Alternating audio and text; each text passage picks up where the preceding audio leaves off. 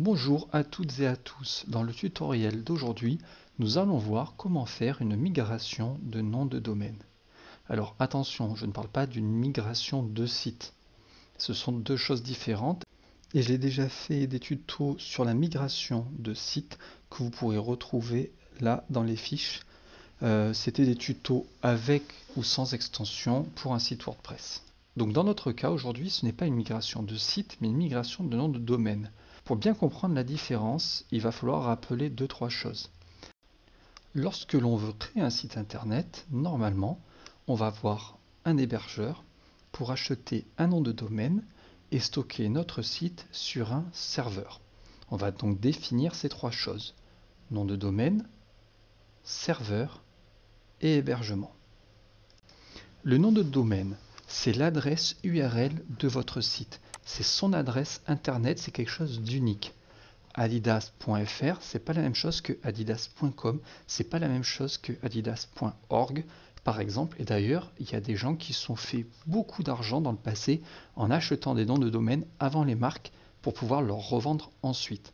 Donc quand on va voir un hébergeur, on lui achète un nom de domaine. Alors pour schématiser, un serveur informatique, ça n'est rien d'autre qu'un ordinateur relié au réseau Internet. Sur cet ordinateur, il n'y a pas grand-chose à part de l'espace de stockage. On va donc venir stocker sur cet ordinateur tous les fichiers nécessaires au bon fonctionnement de notre site Internet pour que les gens puissent venir consulter nos sites. Et donc pour schématiser, un serveur, ça n'est rien d'autre qu'un ordinateur relié au réseau Internet qui est dans un hangar appartenant à un hébergeur. Et pour finir, nous avons donc les hébergements qui nous sont fournis par des hébergeurs, qui sont des entreprises qui disposent de locaux dans lesquels ils ont plein d'ordinateurs, sur lesquels ils vont stocker nos sites internet reliés au web pour que les gens puissent les visiter. Dans le cas d'une migration de site, ça voudrait dire que j'ai par exemple un site A avec son URL A qui est sur un serveur A. J'ai également un site B qui a une URL B sur un serveur B. Alors ça pourrait très bien être sur le même hébergeur ou chez des hébergeurs totalement différents. Toujours est-il que j'ai deux sites différents qui ont une URL différente. La migration de site va consister à prendre mon site A et aller le copier sur mon serveur B. J'aurai donc deux fois mon site A exactement pareil, mais avec deux adresses internet totalement différentes sur deux serveurs totalement différents. Ça, c'est une migration de site. La migration de domaine, à l'inverse, revient à prendre mon site A, qui est chez mon hébergeur A sur le serveur A avec son URL A, et transférer le site ainsi que son adresse sur les serveurs d'un hébergeur B. Je perds donc tout ce qu'il y avait sur l'hébergeur A, mais ça se transfère chez le B et je n'ai qu'un seul site.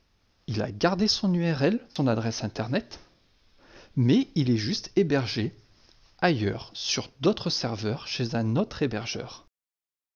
Que je fasse une migration de nom de domaine ou une migration de site, je me retrouve donc avec le site A sur le serveur B.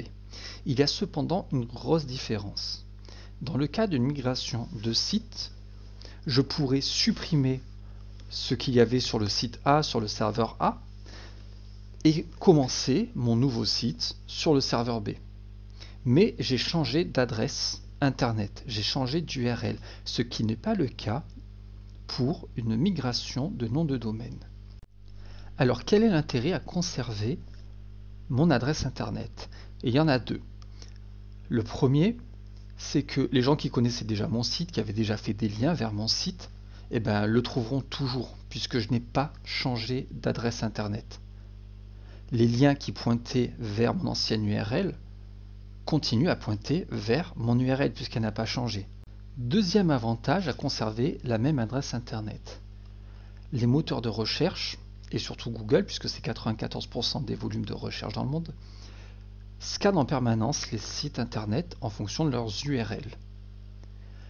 Google a donc attribué une note à mon site. C'est ce qu'on appelle le référencement naturel, le score de SEO. J'ai donc une note qui m'est attribuée. Au début, je pars forcément bas, en fonction des améliorations que je fais sur mon site, du comportement des visiteurs, si dans le temps ils reviennent plusieurs fois, s'ils restent longtemps sur mon site, si une fois qu'ils sont sur mon site ils visitent plusieurs pages, ma note va évoluer et augmenter. Ça prend beaucoup de temps d'obtenir un bon référencement. Le référencement, quand on a une bonne note, ça permet d'apparaître plus haut dans les recherches.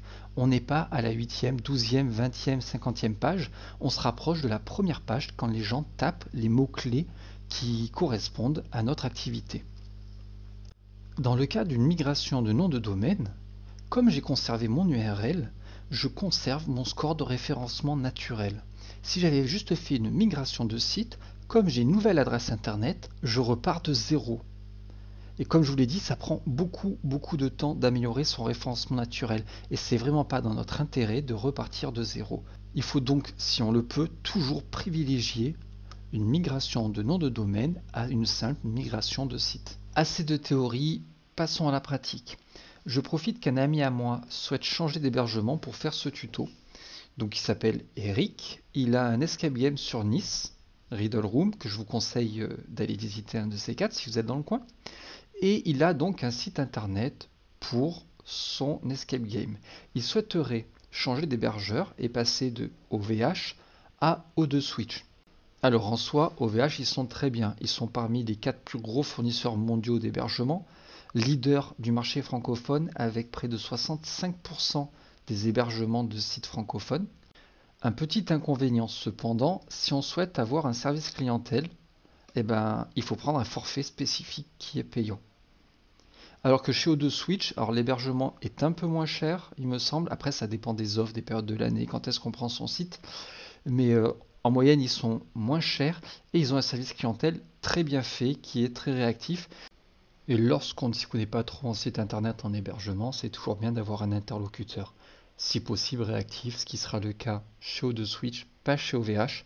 Chez OVH, en ce moment, si on n'a pas le forfait en question, on se retrouve à laisser des questions sur des forums en attendant qu'on nous réponde. Pour effectuer la migration, je vais avoir besoin de récupérer chez mon hébergeur historique un petit code afin de prouver à mon nouvel hébergeur que le nom de domaine m'appartient et que je peux le réserver chez lui afin qu'il fasse la migration de nom de domaine. Donc là, tel qu'on voit, je suis sur l'espace client de Riddle Room chez OVH.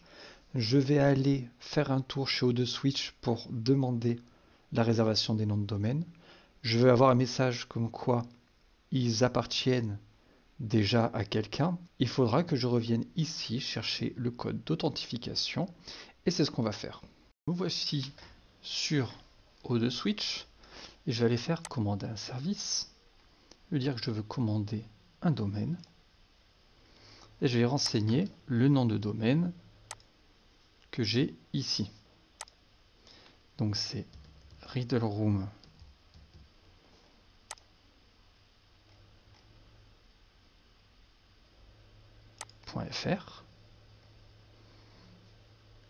Hop, et je vais faire poursuivre la commande. Et donc là, j'ai plus qu'à remplir. Bien sûr, je vais le masquer, vous verrez rien.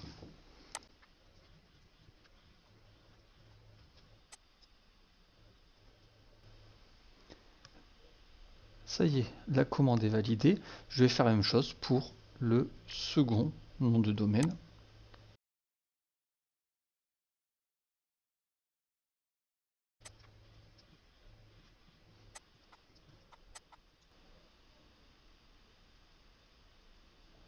Ça y est, j'ai validé la commande pour les noms de domaine. Il ne me reste plus qu'à attendre que ce soit effectif pour aller renseigner les codes que j'aurai récupérés chez OVH ici. Je vois ici que j'ai un nom de domaine de base, deux noms de domaine qui sont en cours de traitement. Dès qu'ils seront finalisés, je pourrai aller les réclamer grâce au code d'authentification que j'aurai récupéré sur OVH. Et il s'est passé une dizaine de minutes et je vois qu'en traitement, je n'ai plus rien. Mes services sont actifs. Je vois donc mes noms de domaine ici et je vais aller à l'intérieur voir ce qu'ils me disent. Et je vois ici les informations sur le nom de domaine. État du domaine nécessite votre attention. Transfert, initier le transfert. Eh bien, je vais aller initier le transfert. Afin d'initier le transfert, il me demande légitimement le code de transfert et je vais aller les récupérer sur OVH pour les coller ici.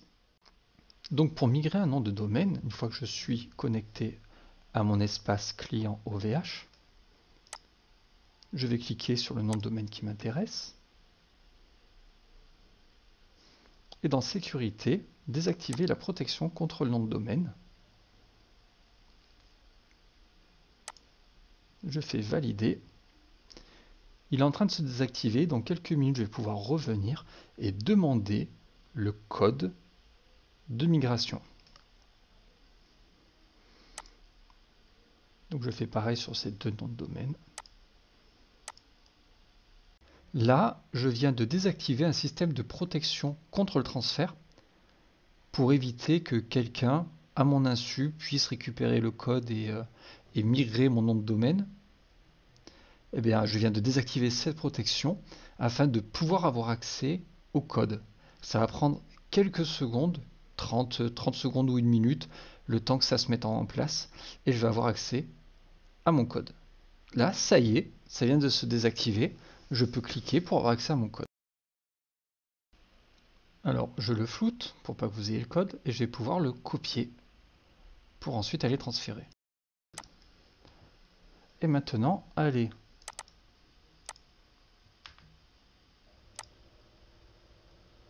Ça y est, j'ai bien un message de succès. Les transferts sont initiés et d'ici 5 à 8 jours, ils seront finis, validés et mes deux sites, mes deux noms de domaine seront maintenant hébergés chez O2Switch et puis chez OVH, chez qui je pourrai totalement résilier mon abonnement.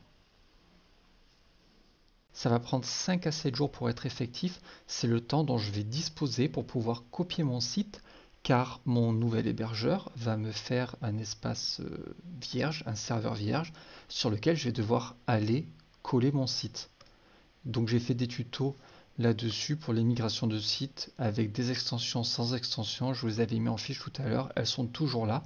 N'hésitez pas à jeter un petit coup d'œil.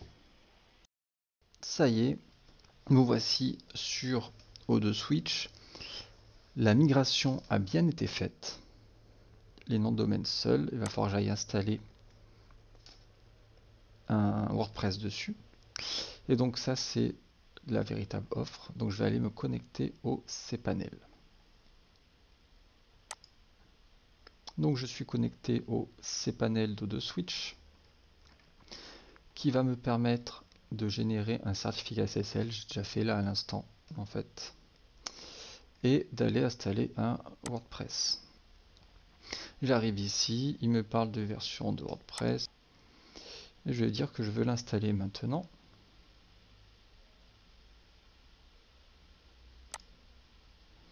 Je vais dire sur quel site je veux le mettre. Donc c'est ce nom de domaine là. Quelle version de WordPress j'installe. Je pourrais gérer des plugins. Hop, je m'en moque la langue en français. Nom du site, j'irai toucher après. Bon, je pourrais le remplir ici.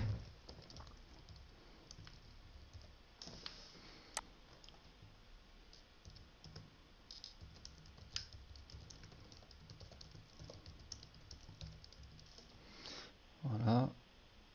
Je pourrais créer donc un compte admin. Donc pour vous, forcément, je vais tout flouter ici. J'ai changé les mots de passe, nom d'administrateur, courriel, j'ai tout flouté pour vous là. Et je vais faire installer.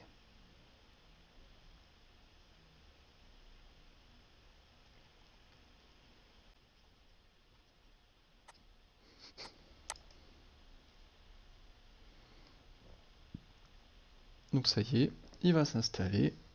Il me dit que ça va prendre quelques minutes. Donc ça y est, mon WordPress est bel et bien installé grâce au cPanel. On a vu que ça a pris 2 minutes. J'ai bien une adresse ici, une adresse de connexion que j'irai changer plus tard avec une extension qui s'appelle WPS Hide Login par mesure de sécurité. Je vous avais déjà fait un tuto dessus, je vous le mets en fiche là-haut. Tout simplement pour résumer, la plupart du temps quand on fait une install de WordPress basique, on nous met admin en mot de passe et l'adresse de connexion c'est l'URL de votre site /wp-admin. Ça c'est du pain béni pour un hacker parce que s'il tape l'URL de votre site wp-admin, ce qui est la base sur WordPress, il arrive sur l'écran de connexion, le boulot est déjà à moitié fait. S'il va essayer avec admin en identifiant, il n'a plus qu'à trouver le mot de passe. Grosso modo, les 2/3 du boulot, vous lui mâchez.